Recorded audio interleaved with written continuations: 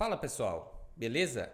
Tranquilo? Estamos chegando aí, você sabe onde, aqui no nosso canal LE Esportes. Eu já vou te convidar de antemão, se tu não é inscrito, te inscreve no canal, ativa as notificações para tu ficar por dentro de tudo que a gente traz aqui no canal. Além de deixar o like nesse vídeo, compartilhar com os teus amigos e deixar aqui embaixo teu comentário. No meu nome, Luiz Eduardo, vamos juntos para falar de Vélez Sarsfield e Flamengo e Vélez Sarsfield. Galera, essa não foi uma partida de futebol, um jogo de semifinal de Libertadores. Foi um massacre, essa que é a grande verdade. Um Flamengo avassalador, um Flamengo dominador e que fez jus ao seu favoritismo numa semifinal de Libertadores contra um inqualificável Vélez Sarsfield, que tudo bem, eliminou o River Plate, eliminou o Tajeres, mas em comparação, estou fazendo um comparativo Vélez com o próprio Flamengo. O Vélez, a equipe do Cacique Medina, é inqualificável em comparação à equipe rubro-negra e todos os méritos, para a equipe aqui do Dorival Júnior, que venceu por 4-0,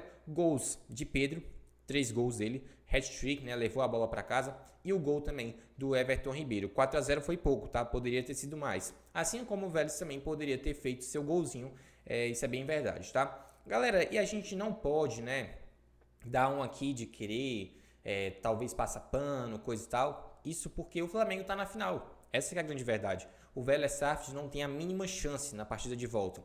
O Dorival muito provavelmente agora vai fazer aquela dinamização, colocar os principais jogadores no Brasileirão para quem sabe até chegar a alcançar o líder Palmeiras e ao mesmo tempo utilizar as reservas na partida de volta, que na verdade a partida de volta, o restante da decisão de 180 minutos nem precisava acontecer, é só uma questão mesmo protocolar, isso porque o Flamengo está em mais uma final de Libertadores, essa que é a grande verdade, tá? E essa foi uma partida que destacou, para aqueles que estavam assistindo e prestaram atenção, a diferença técnica, a discrepância, de qualidade de elenco das equipes argentinas para as equipes brasileiras. O Vélez Sarsfield é uma equipe tradicional, tem o seu título de Libertadores, é uma das mais vitoriosas, por que não dizer assim, da Argentina, não é uma equipe tradicional, como a gente já sabe, acostumada a disputar Libertadores, tá?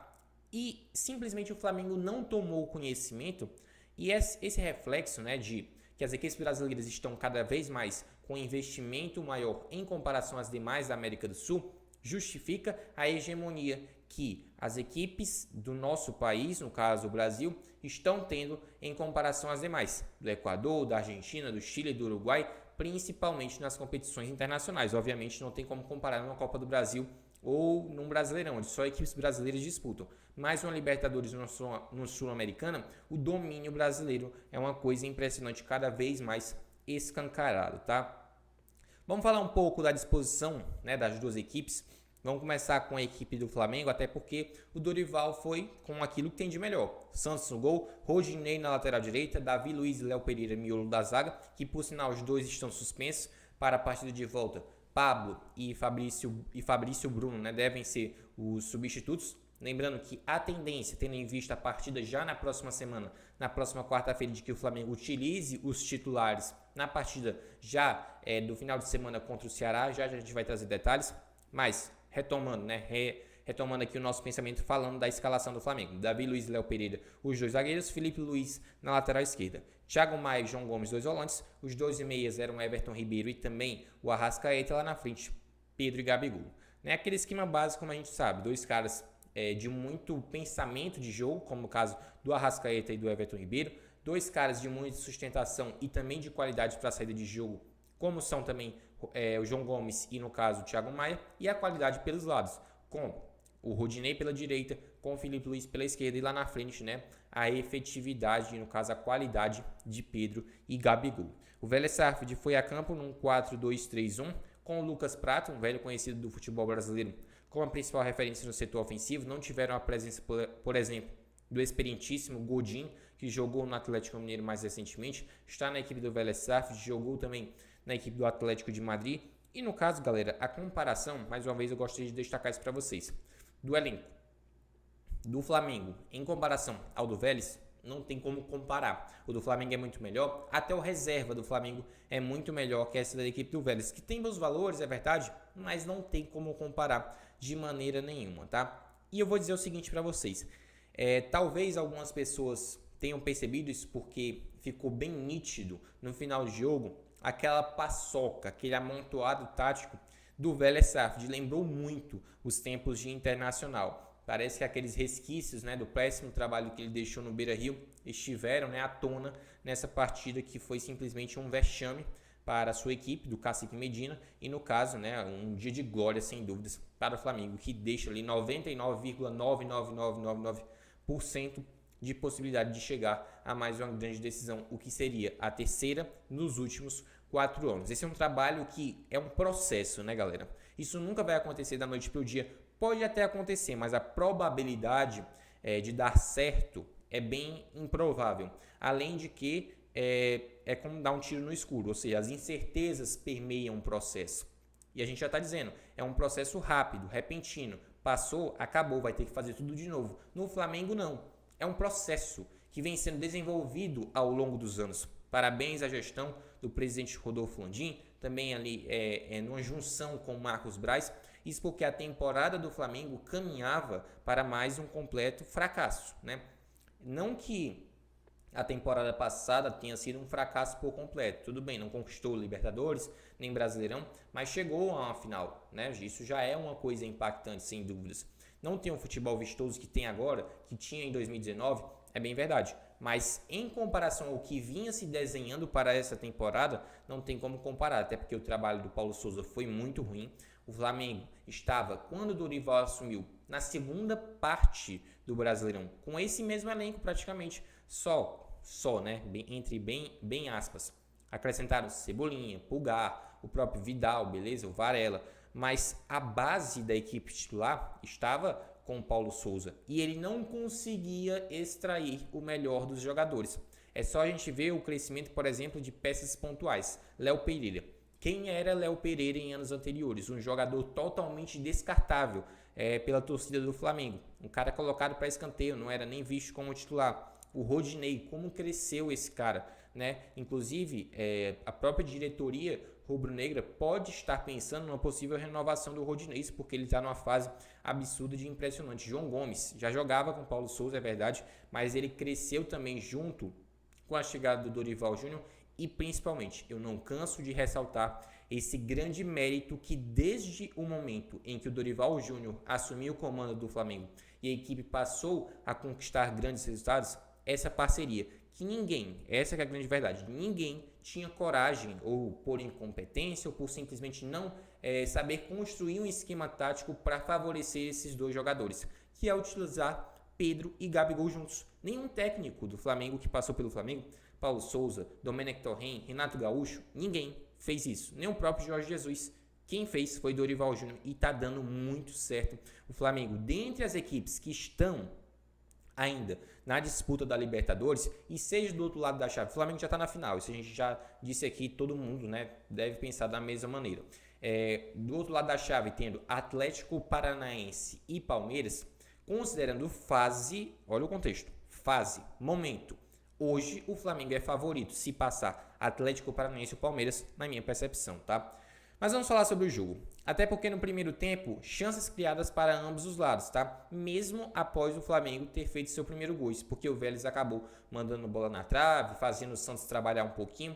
Então existiam chances para ambos os lados. Até que saiu o primeiro gol do Flamengo com a baita assistência do Léo Pereira. O que está crescendo ele, né? Ao lado do Davi Luiz, protagonizando uma grande dupla de zaga. É uma coisa impressionante o Léo Pereira crescendo demais, beleza? E a diferença, galera, técnica entre as duas equipes foi o diferencial. O Medina pediu para não irrigarem o gramado, para ficar um jogo mais físico, atrapalhar essa ocasião toda, inclusive informação divulgada pela imprensa argentina, de nada adiantou. Isso porque a qualidade técnica e o individual que faz o coletivo realmente não tem como. Pode ser gramado de areia, pode ser um gramado perfeito. É claro que a qualidade individual vai fazer a diferença, como fez numa semifinal de Libertadores, tá? Segundo tempo. Quando a gente fala sobre a questão do massacre em si, ele não foi, digamos assim, um processo homogêneo que aconteceu do início ao fim, até porque o Vélez teve suas chances. Mas, a partir do segundo tempo, foi um domínio total, completo do Flamengo.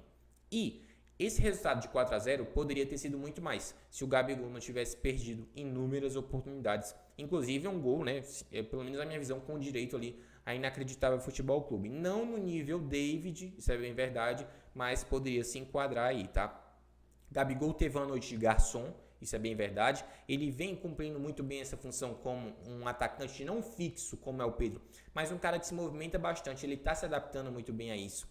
E ele é um atleta, né, que pode jogar não só de maneira centralizada, como jogar atrás do centroavante principal, como ele está fazendo, jogando ali como segundo atacante, como ele também pode jogar pelo lado direito, como jogou também na época de Santos. Então é um cara muito versátil desse setor ofensivo. E ele teve uma noite de garçom, mas o gol faltou. Inclusive seus companheiros colaboraram. João Gomes deu aquele famoso passe para ele, faz me abraça, mas ele acabou desperdiçando uma grande chance, beleza? O hat-trick do Pedro, né? Os 3 gols do Pedro. Ele vive uma fase absurda de impressionante, não é de hoje. E com esses 3 gols, numa semifinal de Libertadores, ele praticamente, né, garante a sua presença na Copa do Mundo do Catar, tá? A gente não tem dúvidas disso. O Pedro, que é um grande atacante, ele é jovem, tem só 25 anos, né? Ele já era um grande jogador com a camisa do Fluminense, clube que, no caso, o revelou.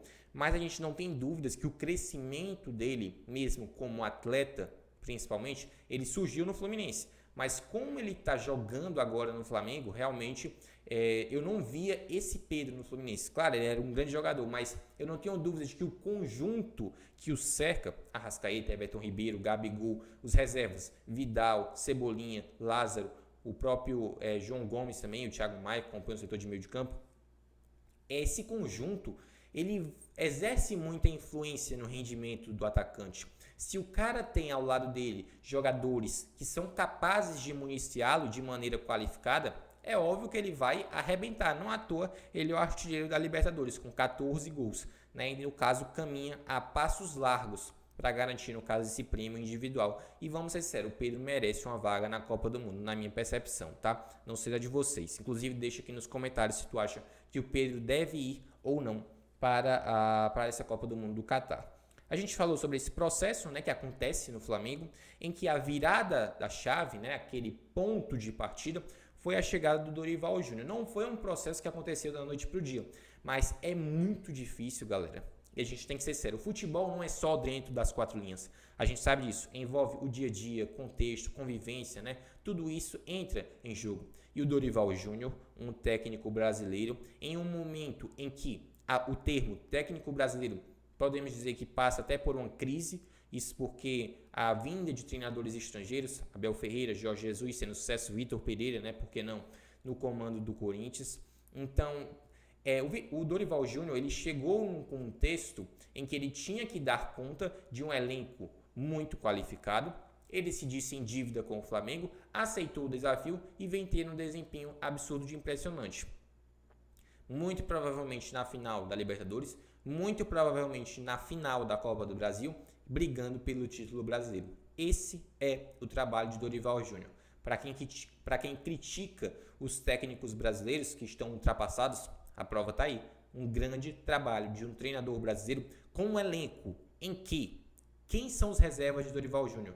Everton Cebolinha é reserva, Vidal é reserva. Será que outros treinadores estrangeiros teriam um estofo, né, a capacidade de gerir um elenco tão qualificado e colocar, por exemplo, o garoto João Gomes lá ao invés do experientíssimo, né, do grande jogador de grandes clubes do futebol europeu Vidal? Eu não sei se teriam essa competência, mas o Dorival Júnior sabe muito bem o que está fazendo e a gestão dele de grupo é uma coisa impressionante. Os jogadores estão fechados e a tendência é de que o Flamengo, sem dúvidas, conquiste um título relevante na temporada. É favorito na Copa do Brasil dentre as equipes que estão na competição, é favorito também na Libertadores entre as equipes que estão na competição. Estou falando do contexto fase e também do contexto qualidade de elenco. É importante ressaltar, tá?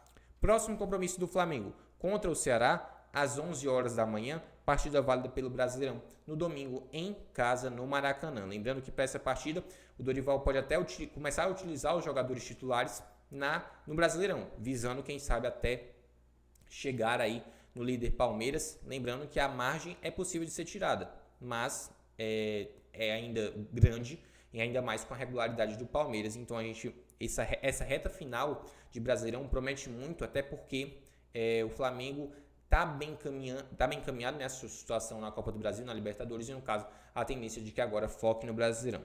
Eu só queria trazer, antes de finalizar esse meu vídeo, uma estatística do SofaScore, tá? Até porque o Flamengo venceu todas, é isso mesmo, todas as partidas do mata-mata dessa Libertadores 2022. 5 vitórias, 100% de aproveitamento, incríveis, 15 gols feitos e um gol sofrido em 5 jogos. É realmente uma fase assim absurda de impressionante essa que vive o Flamengo, Dorival Júnior. A torcida está mais do que certa de estar eufórica e esperançosa naquela ânsia, podemos dizer assim, naquela vontade, naquele desejo de retomar os caminhos das glórias. E por que não dizer, quem sabe, a possibilidade de uma tríplice coroa? Mas o grande objetivo do Flamengo, eu não tenho dúvidas disso, e de qualquer clube do futebol brasileiro, é a conquista dela, a Libertadores, a glória eterna, onde a equipe rubro-negra está numa situação muito bem encaminhada.